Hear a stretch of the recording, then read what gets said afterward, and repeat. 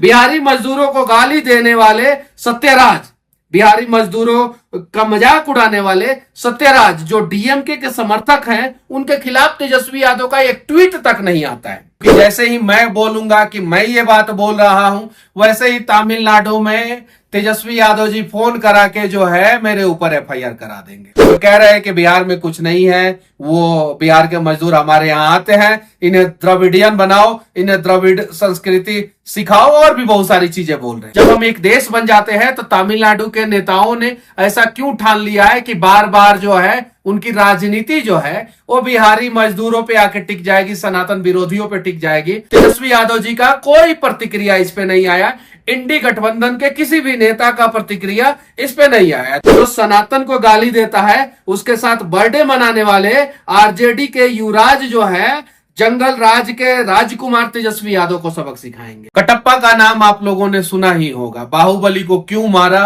Part 2 में आप लोगों को पता चल गया होगा।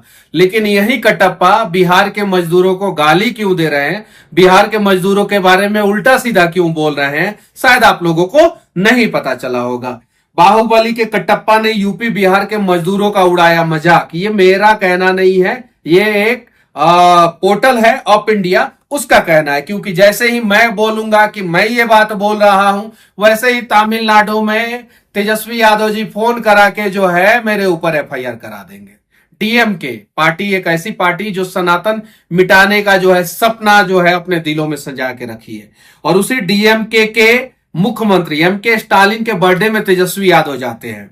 एमके स्टालिन का बेटा उदयनिधि स्टालिन तेजस्वी यादव का दोस्त है, क्योंकि दोनों का उम्र लगभग सेम है, और उदयनिधि स्टालिन जो है सनातन मिटाने की बात करता है। सत्यराज जो साउथ के एक्टर हैं, तमिल फिल्मों में जो है अनेकों फिल्मों में काम किया है, डीएमके से प्रभावित है, ये अप इंडिया बता रहा है। और उन्होंने सनातन विरोधी स्टेटमेंट पे उदयनिधि स्टालिन का समर्थन किया था, और आज जो है बिहार के मजदूरों का मजाक उड़ा रहे हैं। वो कह रहे हैं कि बिहार में कुछ नहीं है, वो बिहार के मजदूर हमारे यहाँ आते हैं, इन्हें द्रविडियन बनाओ, इन्हें द्रविड़ संस्कृति सिखाओ और भी बहुत सारी चीजें बोल रहे हैं।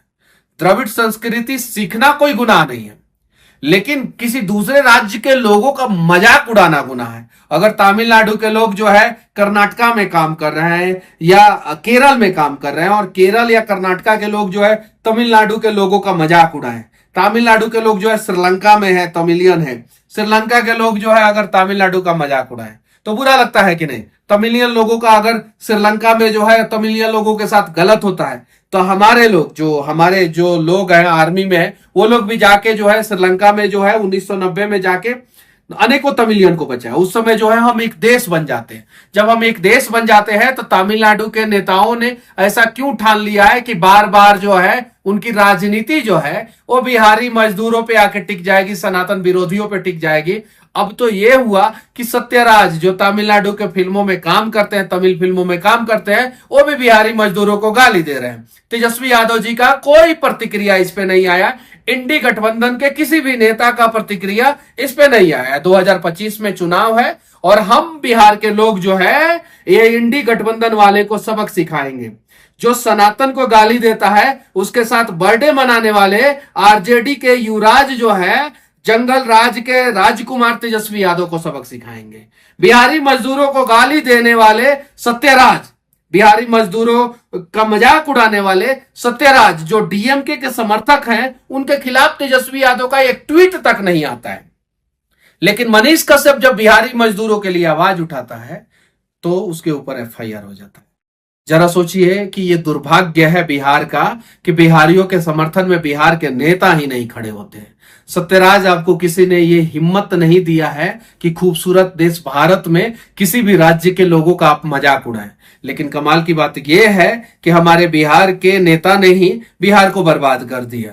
उसमें जो है सबसे बड़ा योगदान जो है लालू प्रसाद यादव और उनके सुपुत्र तेजस्वी यादव का है। लालू प्रसाद यादव ने बिहार में जंगल राज स्थापित किया, और तेजस्वी यादव जो बिहार को गाली देते हैं उनके साथ जाके जो है केक काटते हैं। जो सनातन विरोधी स्टेटमेंट देते हैं उनका बेटा जो है वो जो है तेजस्वी यादव का दोस्त है।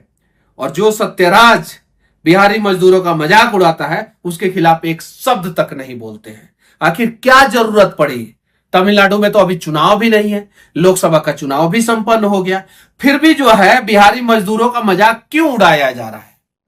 त्रिची में जो है सत्यराज ने ये सारा स्टेटमेंट दिया है, और ये मेरा कहना नहीं है, साफ साफ कह दे रहा हूं, नहीं तो तमिलनाडु में जाके एफआईआर हो जाएगा मेरे ऊपर, और उसके बाद से तेजस्वी यादव जी जैसे लोग जो है बिहार में भी एफआईआर करा दिए थे।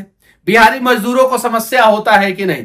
और हां, मैं किसी भी पार्टी में रहूंगा, अगर हमारे मजदूर के खिलाफ कोई कुछ बोलेगा, मजदूरों को समस्या होगा और मजदूरों के स्वाभिमान पे कोई ठेस पहुंचाने का प्रयास करेगा, तो मैं तो बोलूंगा।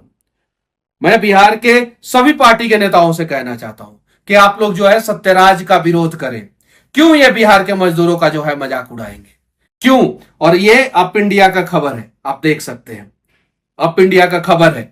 बस कोर्ट से भी मैं कहना चाहता हूं कि इस प्रकार के लोगों के ऊपर जो है स्वतः संज्ञान लेना चाहिए कोर्ट को, और इस प्रकार के लोगों को जो है सलाखों के पीछे डाल देना चाहिए।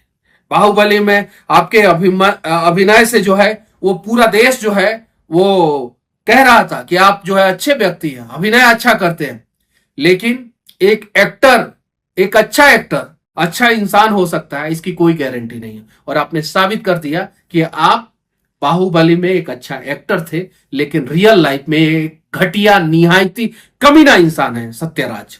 और आपके ऊपर जो है बिहार में एफआईआर होना चाहिए, आपके ऊपर बिहार में केस होना चाहिए। और हिम्मत है तेजस्वी यादव, तो आपने जो है मनीष कश्यप के ऊपर केस करवाया था ना, और आपने जो है तमिलनाडु में भी जो है मेरे ऊपर केस करवाया था ना। हिम्मत है तो सत्यराज के खिलाफ जो है एक ट्वीट करके दिखा दे। लेकिन मुझे पूरा यकीन है कि बिहारी लोग अपमानित होते रहेंगे।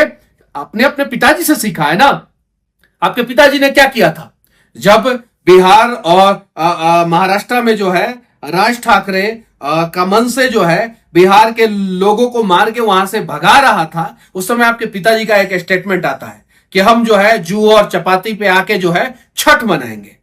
लालू जी तो ये बात बोल देते हैं, और वहां पे लालू जी के समर्थक जो है जू और चपाती पे छठ मनाने चले आते हैं, और लालू जी कहते हैं कि मेरा तबीयत खराब है इसलिए हम जू और चपाती में छठ मनाने नहीं है।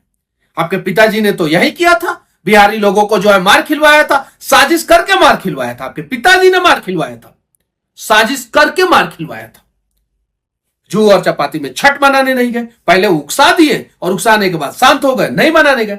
और तमिलनाडु में जो है बिहार के मजदूरों के बारे में इस प्रकार का स्टेटमेंट दिया जाता है, और आप जो है डीएमके के जो है मुख्यमंत्री, जो तमिलनाडु के मुख्यमंत्री, डीएमके के नेता जो है उदयनिधि स्टालिन के साथ केक काटते हैं।